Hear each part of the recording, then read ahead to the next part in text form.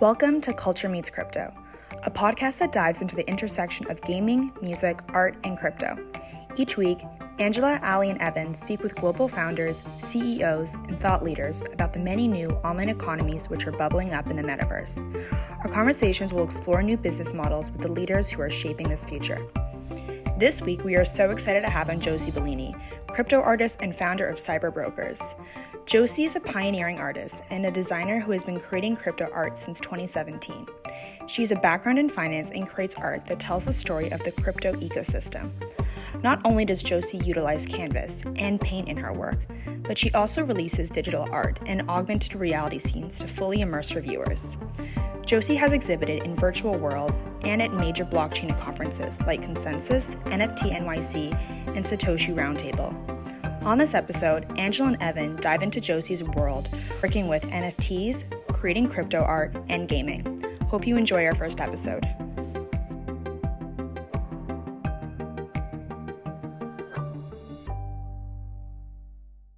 Welcome, everyone, to the very first episode of Culture Meets Crypto. We are so excited to have our favorite NFT artist, Josie Bellini, and friend here today. Josie is an OG NFT artist. She's been creating in the space really since 2015.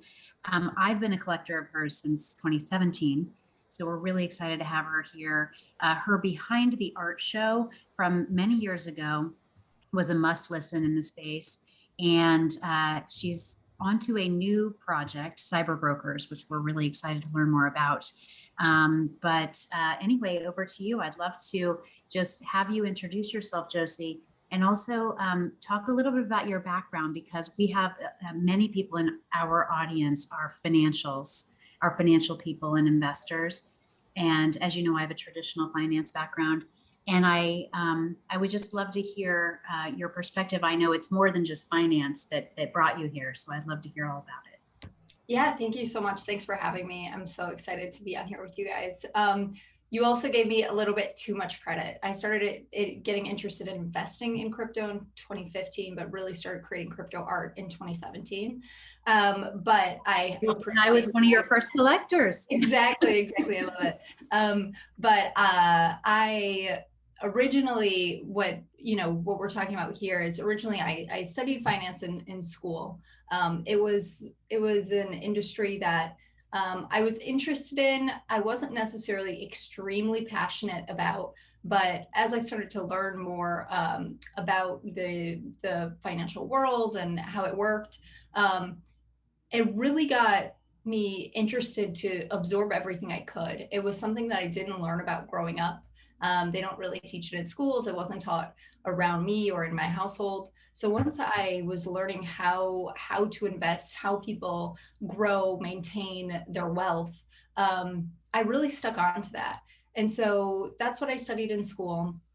I ended up working in private wealth management after graduating, and I quickly learned the ropes. I became registered as a representative to sell and buy securities for folks, and started managing people's portfolios.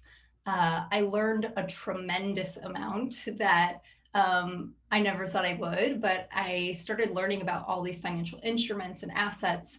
And I personally got really interested to start to invest. I'd never really invested before. Every paycheck that I got in college was paying off my student loans. And I realized how important it is to start growing your money rather than putting everything towards paying something down. So I wanted to start investing immediately on some of the things that I was interested in. I realized that I myself, even though I could buy and sell it for other people, because I was not an accredited investor, even though I was completely knowledgeable about it, I could not enter in a lot of the investments that I was interested in. So that was extremely interesting for me to be able to accept. And it made me really start searching for something else that I felt like there wasn't so many barriers to. In college, I had written a paper on Bitcoin and was really interested in crypto. And then this sort of propelled me to dive deeper into that. I thought maybe this is the way that I can start investing. And when I did make a small investment in Bitcoin and Ethereum, but that itself really made me extremely interested in absorbing and learning anything I could about the world of crypto. I began going to every single meetup possible in Chicago. I started leading a meetup, doing conferences. It really just like unraveled this whole thread. And it was really, it took over me, it consumed me, because I started learning about the ethos behind crypto. I learned why people were so passionate about it and had this like really this conviction about it. And I realized I had the same thing. And I knew immediately when I started investing and learning that I wanted to work in this field somehow. So like I said, I started going to every meetup. I connected with folks to start running meetups, to organize a conference. And I decided that there were so many startup blockchain companies, and I wanted to be able to help them grow and be able to help educate people in general about cryptocurrencies. So I quit my job, which was crazy to think about at the time, but I quit my job. I took a coding boot camp at Northwestern, and I decided I was going to become a full stack dev for crypto companies. I ended up hating coding. I barely remember any of what I learned there. But I stuck to the design side of everything. I'd always done art growing up, and really it just like solidified my passion and my love for creating and the art and design side of it. So I started doing design work for all these different companies around the country and also abroad, started creating a ton of assets for different conferences, and all of that, really, I was doing crypto in every aspect I could for work and my free time. And I really wanted something that could represent my journey, because it was so much more than work for me. And that's when in 2017, I decided to create a piece of crypto art, which was Genesis at the time. And it was a piece of art that really just represented my journey so far in the space, coming from traditional finance and finding crypto, and the bear and the bull. She has a bear and bull mask on, and it just represented a lot for me. And that piece was intended to just be personal, but I ended up posting it on Reddit on r/cryptocurrency, which was like the hot, fun place to be at that time. And it got a ton of upvotes. People were asking me how they could get prints of it and wanting to own it. And that just totally blew my mind, because I realized in that moment that we're all sharing this journey together, and we're all here for this bigger, deeper reason, this revolution, and nobody had anything tangible to represent their journey so far within this space. So creating art, I say crypto made me an artist, which it did. It gave me that ability to really pursue this idea of being creative and telling a story through visuals. And Reddit, Reddit was a huge part of that, because it also made people interested in my work. And quickly, that's the way that path started. And I quickly went down that path and really haven't looked back since. And that brought me to the journey I'm on today. You said a few things that we've never talked about before that definitely resonate with me. We're both Midwesterners, and I went to University of Chicago. I studied finance. I think there's more to the story, because I know I have my story, and there are a lot of women who study finance and who then follow this entrepreneurial path into crypto and this passion for self-sovereign wealth creation, as I say it. And, I grew up in a family of artists and really entrepreneurs, and I didn't have a lot of preconceived notions around me of what I should or shouldn't be. Coming to New York City in 1999, as someone originally from Kansas, it was actually very liberating for me. And that kind of, entrepreneurial spirit, I think, is really what led me to crypto, after a long career in finance. And I just wonder, from your perspective, Is there more to the story in terms of your background and kind of how you followed this entrepreneurial path out of finance? Yeah, it's interesting because for me, so growing up, I grew up in poverty and sort of an interesting situation where from a very young age, I was a middle child, older sister and younger sister. And from a very young age, I was the head of the household. And when my sister was born, I was 5 years old and I raised her since her birth. Wow. And we really became like, I became a hustler at a young age. I was savvy. I knew I needed to be able to get things that I couldn't get at home, just simple, basic, means of survival. So I really, at a young age, I started working at 8. I was a few different things: a mother's helper, organizing files, like doing all these sorts of things I could at an extremely young age, to be able to get money, to get food, clothes, whatever I needed for myself and my sister. So it wasn't necessarily for me like this like fostering of like being an entrepreneur. It was like hustling and making it. And that for me, I think changed a lot of my life and definitely colored that, but in a really interesting way.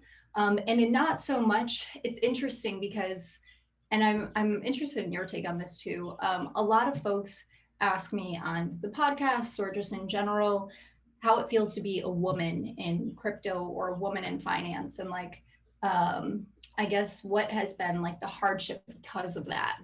And it's a really interesting question to me because for me, it's not something that I've necessarily thought of as a barrier in any way, because there were so many other barriers, that is not something I was ever, I guess, phased by. It didn't even come across my mind in a lot of ways. And for me, there was a lot of luck also with growing up, and we were placed with different people than my mom by the time I was 11. So I hadn't seen her since then. There was all these different situations, but really there was a lot of luck that I was a girl, and not a boy in a trouble situation, and that I was white.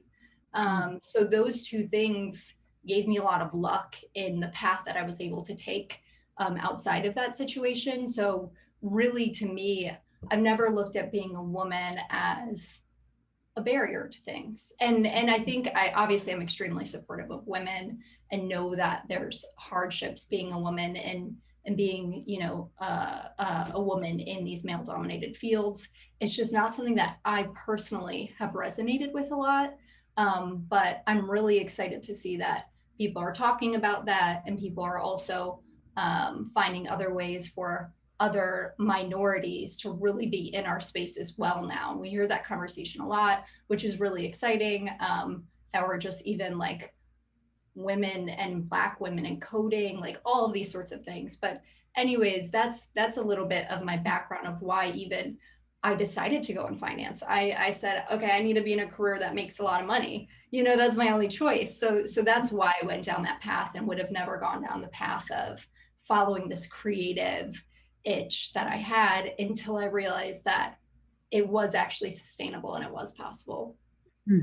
Well, it's really crazy that we're finding these things out on a podcast, but I had a very similar, I definitely, was not raised in poverty, but, I was with my mom from the age of 7. My dad is very much alive and well, but my parents separated, and my grandmother moved in with us who had brain cancer. I took care of her.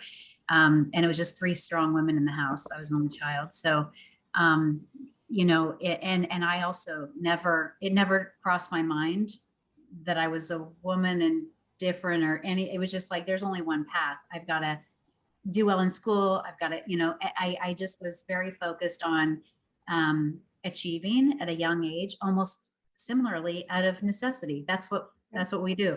And it's also interesting that you had 2 sisters. And so I don't know if there were any men in the house, but that's also, an interesting thing, because it's never really when people say, what is it like to be a woman in this business? I look around and think, oh, wow. Oh yeah, actually there are no women here. Yeah, same. I have that same feeling, which is so interesting. It's so interesting. Yeah, well, that was super interesting. But we definitely want to we want to turn to your latest project, CyberBrokers, and I'm going to turn it over to Evan Castelli, my co-host, who has a few questions to ask you about that. Perfect. Hi, Josie. So far, your journey as an artist, your journey just as a human has sort of culminated in this 10,001 NFT collection called CyberBrokers. So could you tell us a little bit about the inspiration behind CyberBrokers? And then later we'll get into some of the content that you're creating with your community. Perfect. Yeah. So CyberBrokers, we started on CyberBrokers like over 2 years ago now, which is crazy to think about. I creating crypto art for a few years and really becoming passionate about everything behind crypto. It led me to going to the first NFT NYC, obviously minting and playing CryptoKitties right when they launched, like all of these different things that started to involve NFTs. I quickly became obsessed with what the metaverse was, what the idea was, how to build the metaverse when I met someone named Jin, now a good friend. I met Jin at NFT NYC, the first one, and he opened my world to a lot of different things. He was one of the first users of crypto voxels. He introduced it to me when there was still like no color in the world, not many users. And he was showing me VR chat. He was showing me what the virtual world was, and was also explaining to me how I could become a part of it.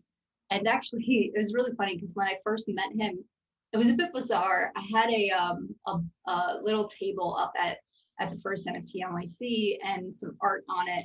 And he walked up to my table, and while I was chatting with someone else, and took an iPad and just started scanning my table. He was scanning it all, getting down to the ground, going above, and I was like, what is this guy doing? And then when I asked him, he turned his iPad around and he had scanned my booth into 3D, and then showed me how he could put it in a virtual environment and walk around it and interact with it. And I was just like, what? Like I was just totally mind blown. So he and I quickly became friends, and we, I picked his brain, everything I could about what the metaverse was, how he was building it, how he wanted to live inside of it. And he was like this star that I was like, this is where people are headed. He's already here.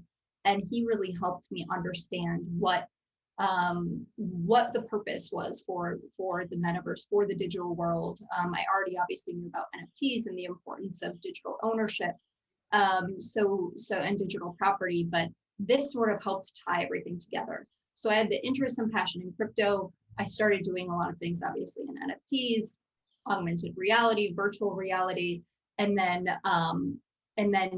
just finding the art style, finding everything, and being passionate about the metaverse. All those things combined, I decided I wanted to create a collection that could reach a wider group than my crypto art that was out there. That was a very limited edition. And I wanted to do it in a way that was really special.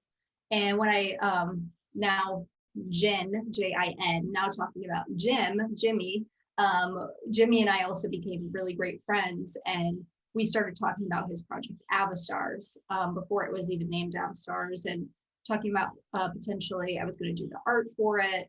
And he was really a big proponent and still is of NFT being on chain and having this permanence as long as Ethereum lives, the NFT living. And being really written into code versus just being an image stored on an external server. So the combination of all these people that came in my life and these friends I became with, I was determined that I wanted to create a project that would live forever. And that was a really special project and combined all of these passions and interests. So I teamed up with one of the smartest guys I know. I knew I needed a tech partner and a tech lead in this. So I had been friends with Ben Heinorn for years. We met back in 2018 in Paris.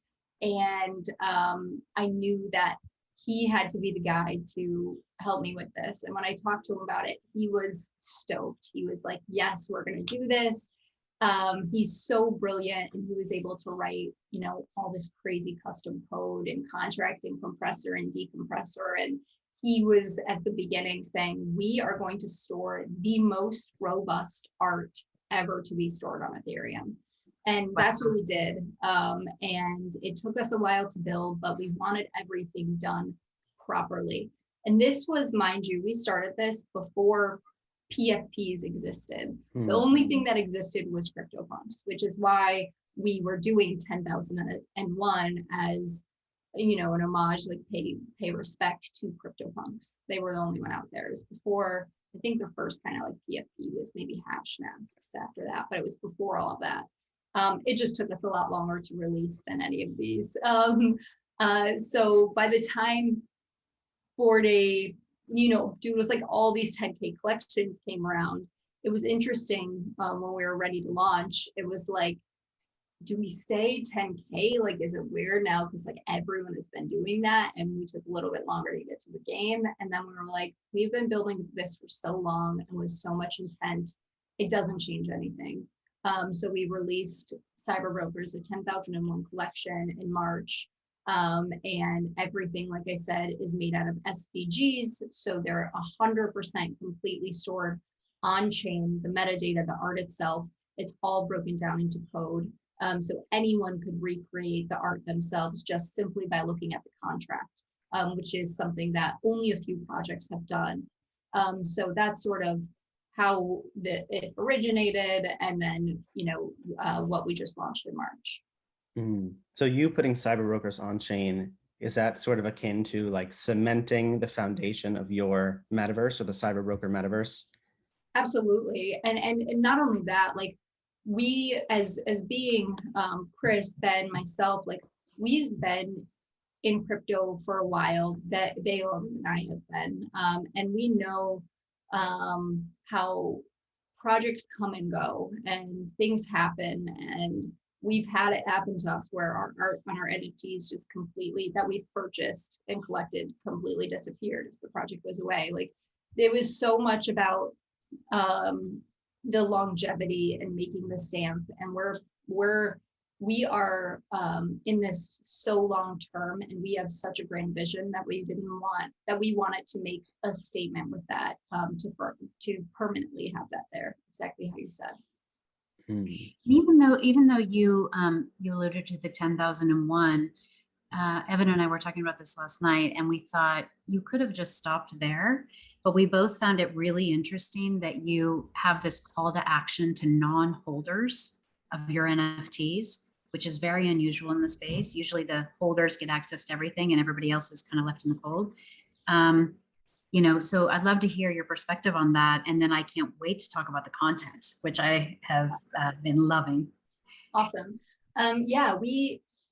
It's really interesting because something that I'd love to see change in this space is how it feels like all of these large projects are building in a silo. And I get it. It's not necessarily amazing to spend a ton of money on something and share the rewards with someone other than your own personal team.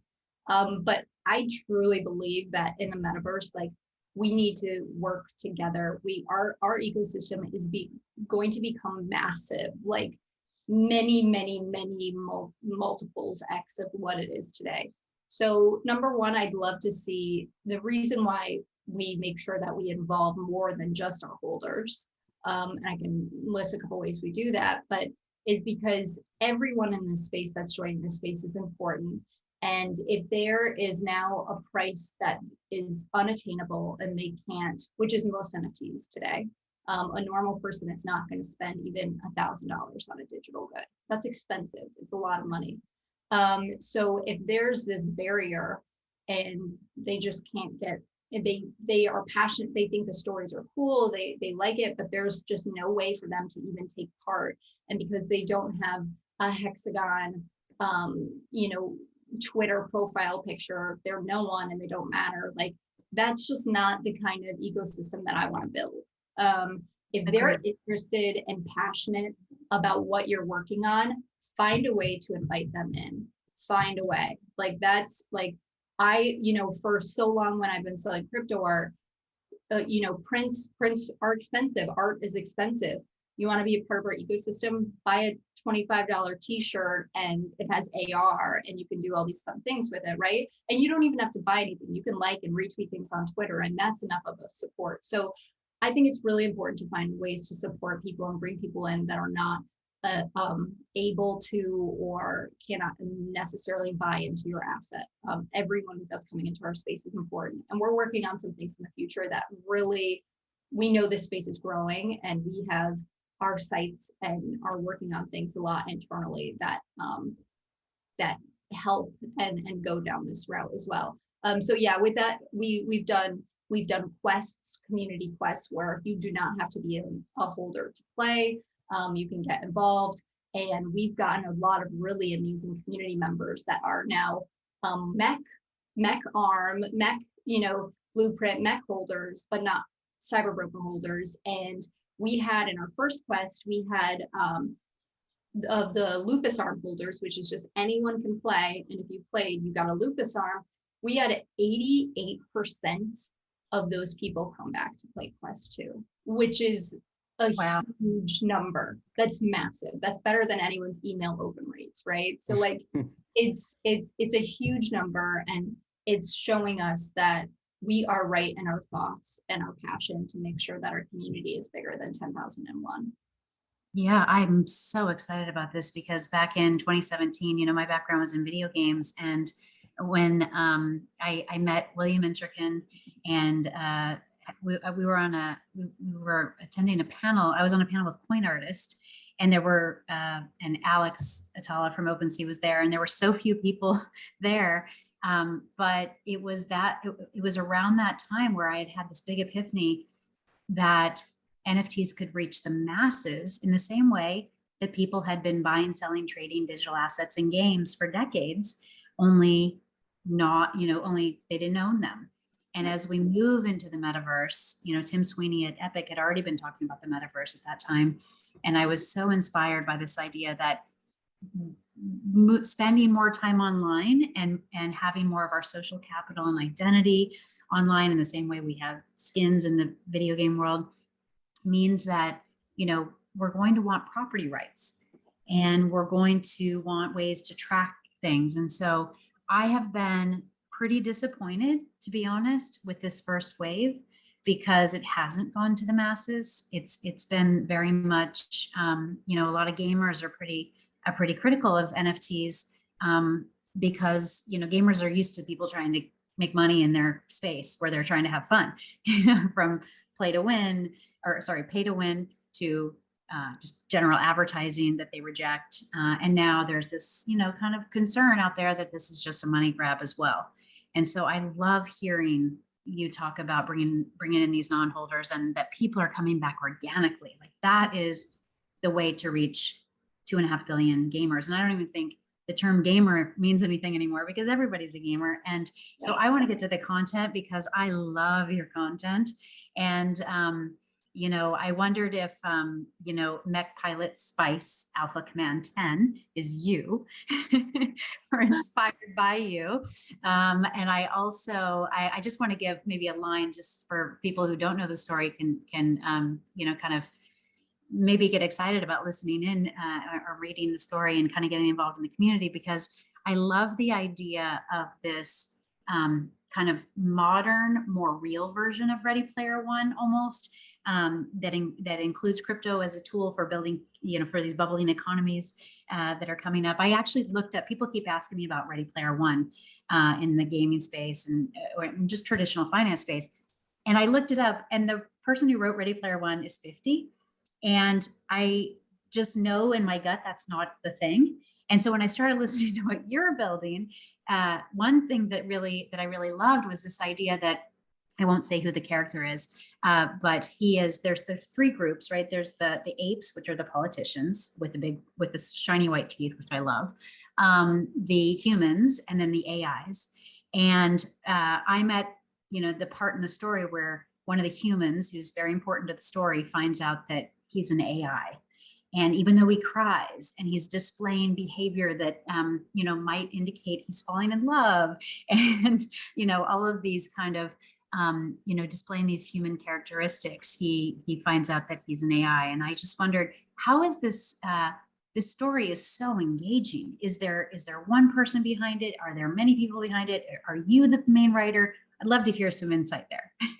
I'm not the main writer. I will not take credit for that. And I'm not Spice, or the inspiration behind Spice, but she's a total badass and I'm totally friends with her. So early on, Ben and I knew we needed this third component. We needed someone to build out the universe and the lore.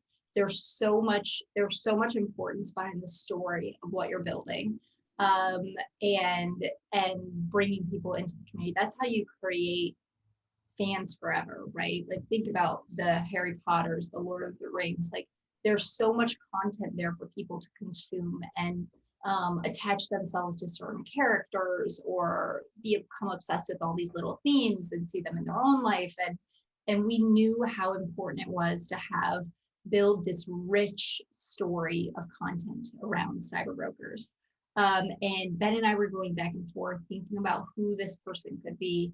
And then we both were like, Chris Chapman. Ben had previously worked with Chris.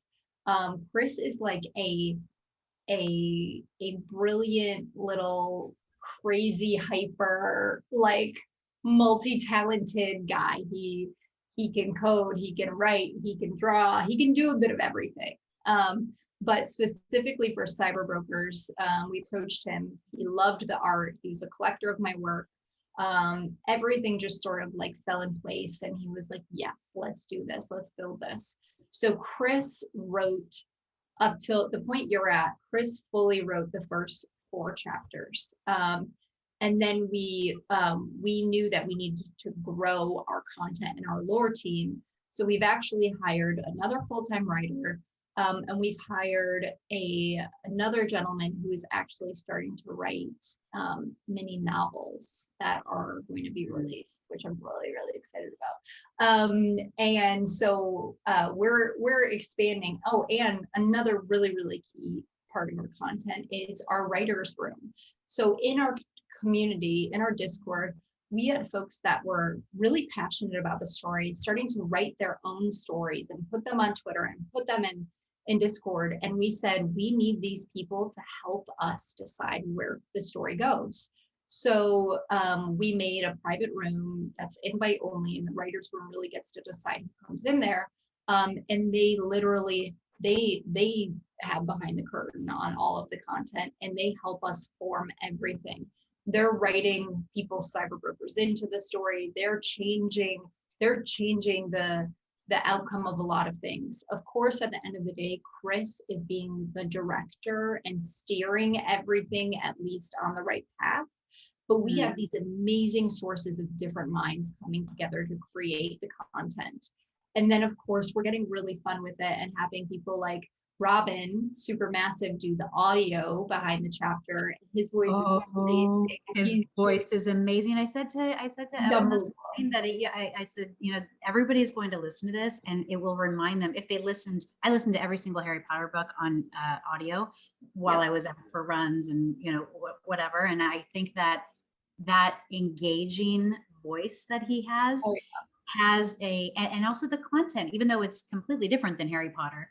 It reminded me of that kind of, it's so complicated, and it's got this draw to it that I think you're really tapping into many ways to engage the community. Yeah, and you there's new vocabulary. There's a new time doesn't work in TPL as it works on Earth. There's all these new things you have to get used to, and you're seeing them pop up in the story, and you're like, oh, wait, that makes sense with that last thing I learned about. And it's really unraveling. And the really, really thing that gets me so excited about the content is that this main storyline of chapters here, we have these monthly quests, these circuits that the community is solving.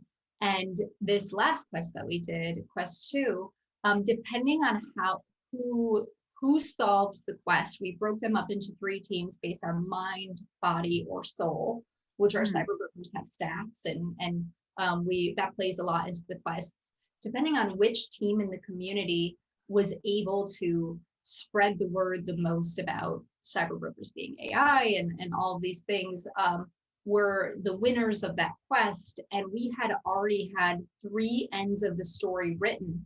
Depending on who won, that end of the story got inserted into the chapter immediately after the quest finished. So the really fun thing about this here is we don't know the very end of the story yet. No one does. The community, by their actions, is actually writing that with us. So by what they do on a monthly basis, it's literally deciding the future of the story. So it's like a massive, which Chris says, I've never played it, but Chris plays it all the time. He says it's like a huge D&D game, because everyone is taking part of it, which is like, I don't think it's been done before in this way. And it's really, it's just so exciting to see. So on that idea of bringing in community members to help kind of build out the story, you also have, or CyberBrokers has, a community fund, correct? That was seeded with initial mint proceeds. Would you be able to give us an overview of stuff that people have been working on or things that you've been recruiting for, different content areas? Yeah, so we have 2 sectors of the community fund. The community fund bounties, which are things that we need to get done. We would love for a community member to do it rather than like hire out for like these small one-offs, like translating our story into Mandarin, into Spanish, into different languages for other people in our community to consume.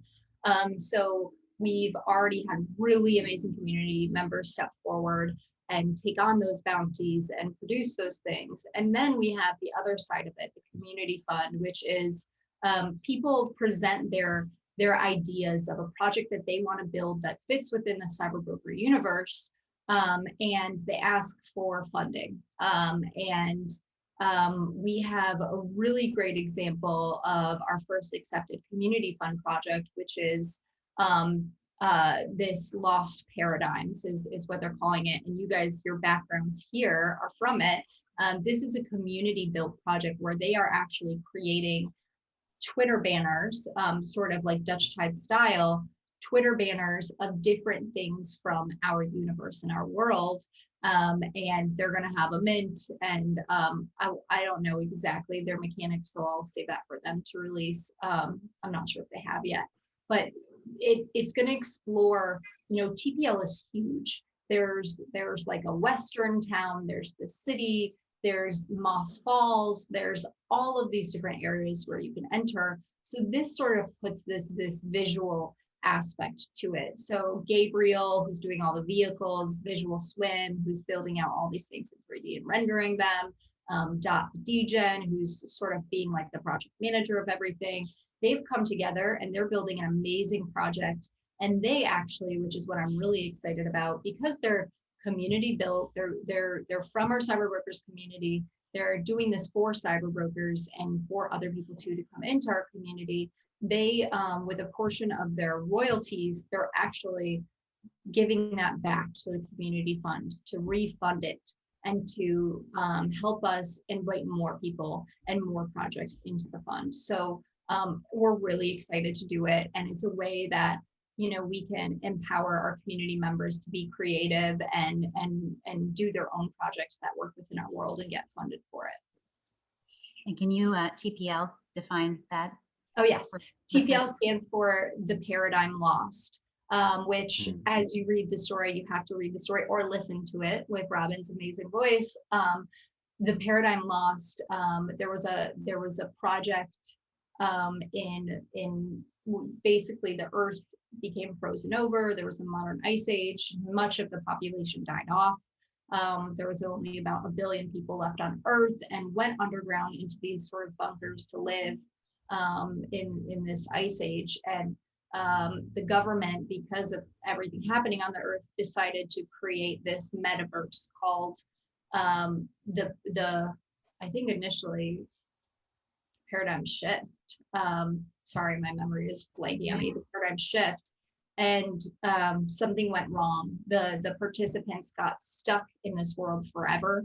They couldn't get out. They were in cryo. Their bodies were. They got stuck here forever. And so it changed. The name became the Paradigm Lost, TPL. So that's the name of the universe that we're in. I love it because I could see this really evolving to very naturally to a gaming backdrop. You know, TPL is the gaming backdrop. And as you said, there are a lot of different spaces. It's huge. And, you know, what we always talk about is this idea that, you know, with Fortnite, for example, Fortnite is just going to be one street in a larger neighborhood. And there, you know, you're going to be able to walk down the street and go to a, you know, Travis Scott concert as, you know, et cetera. And I could see this happening in TPL pretty easily. And I do love these little hints that you get. You just mentioned, when one of the characters said something like, you know, you've just been told that your body's been frozen in cryo for 200 years. He's like, oh, that makes sense now. Yeah. So, and do you, can you talk about the gaming aspect and how you might develop that? I love the way the content is developing. Feels TV series. It feels, you know, movie, TV series, entertainment, books, etc. And it feels like we're in build mode. How do you see this evolving to the gaming world? Yeah, we're definitely in build mode. The three pillars that we have going into CyberBrokers is content, collectibles, and gaming. And when I say gaming, right now it's definitely it's gamifying things. So I like to say we are a gamified IP brand.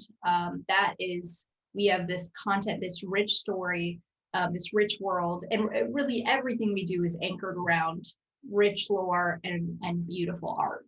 Those are our two anchors for everything that we do, everything that we release, and has to have those two items.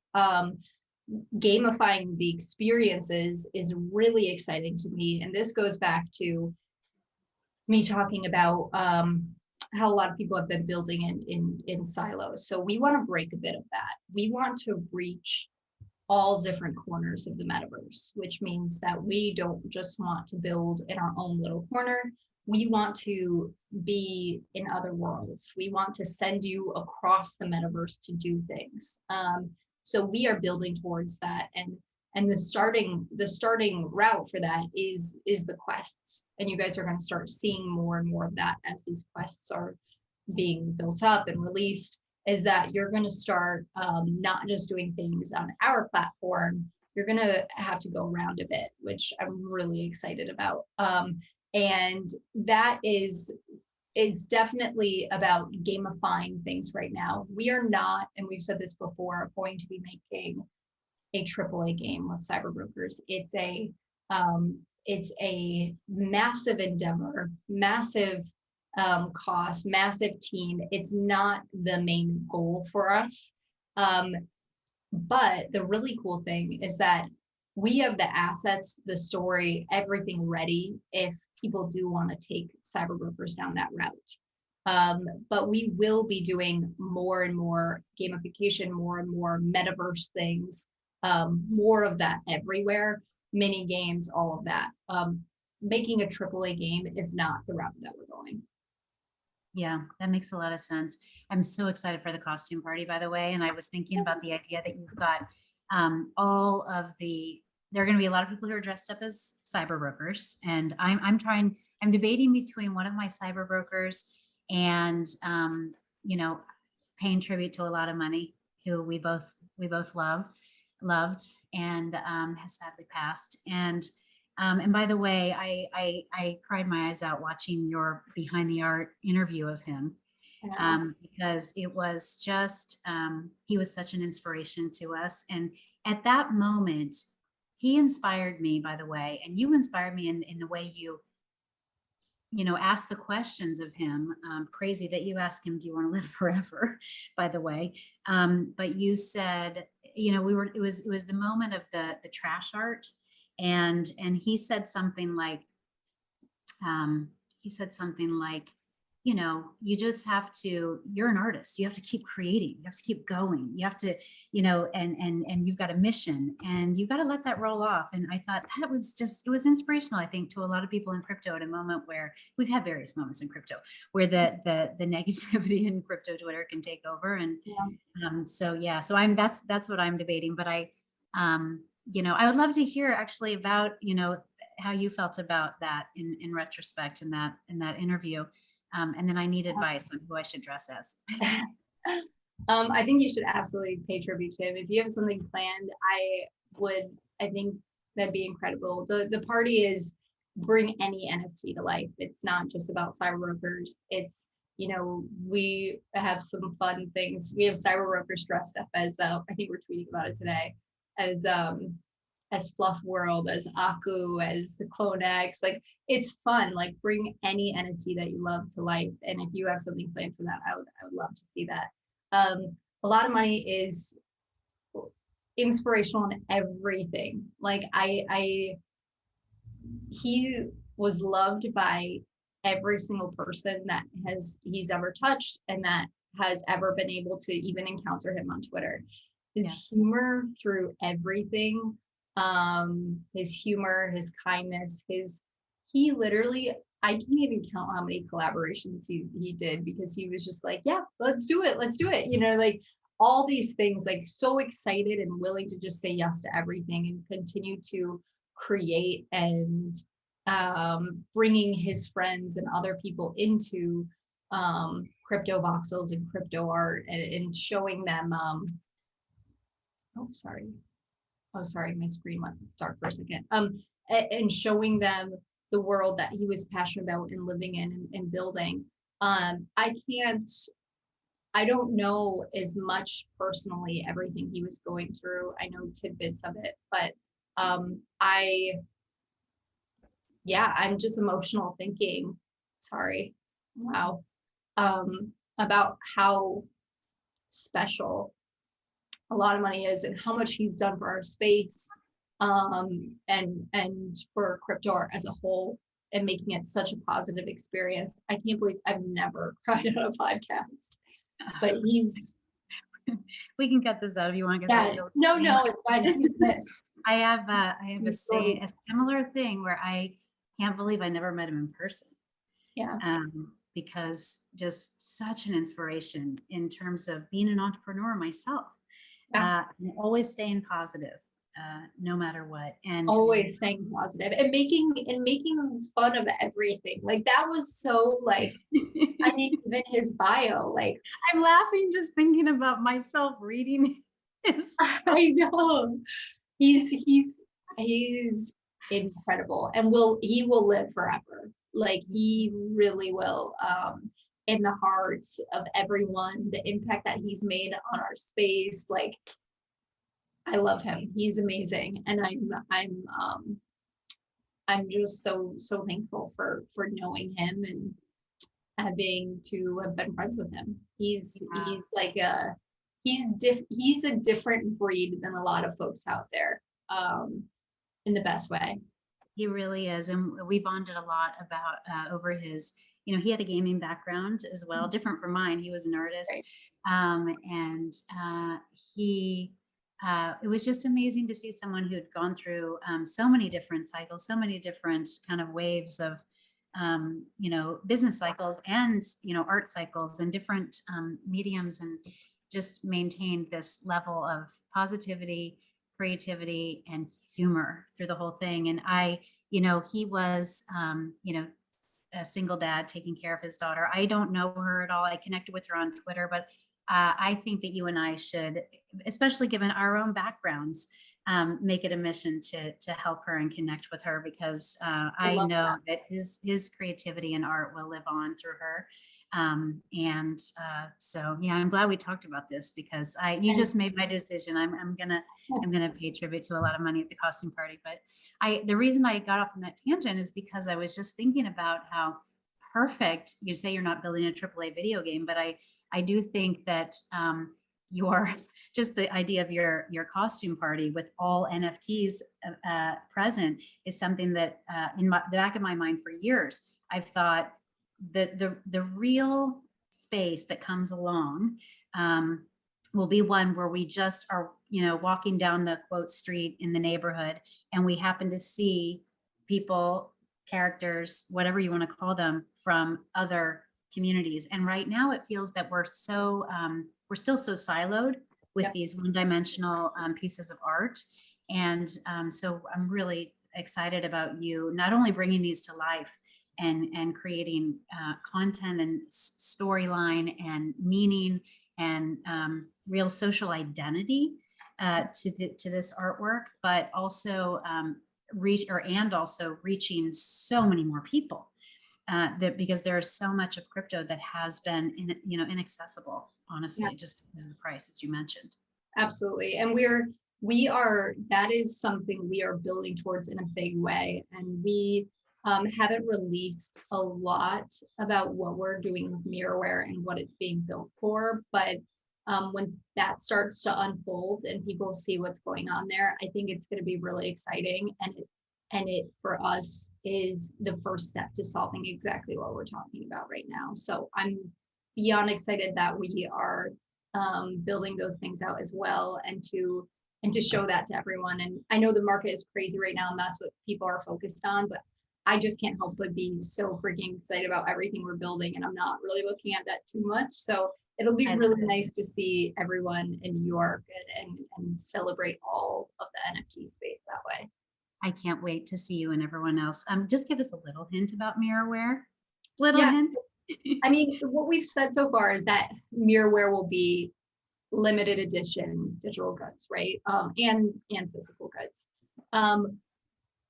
With Mirrorware, I guess there's, I'm trying to think of what hints I want to give. Mirrorware is created for, or I'll say this, you have to be able to display your digital goods in some way.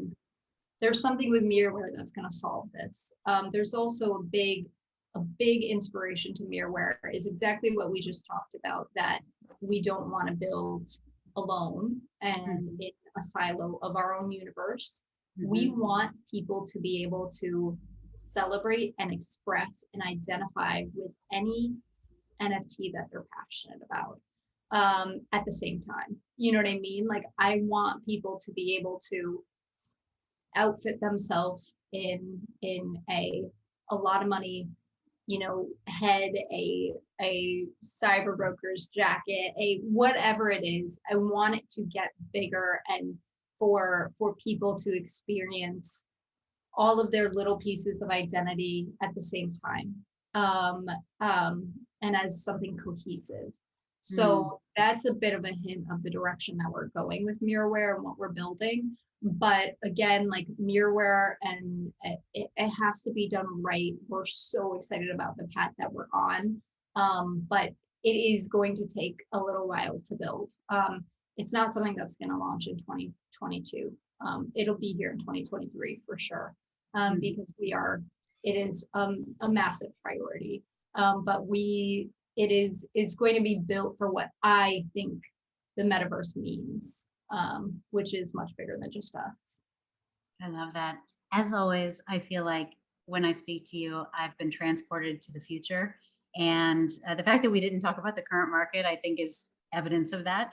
And it's just really so exciting. Josie, thank you so much for taking the time. I know you're incredibly busy ahead of NFT NYC next week.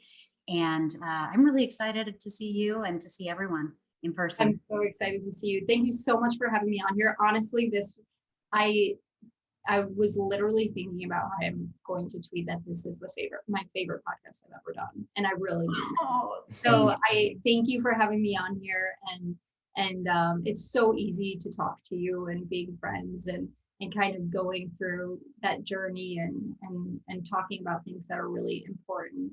So thank you. I appreciate it. Thank you so much. Thank you, Josie.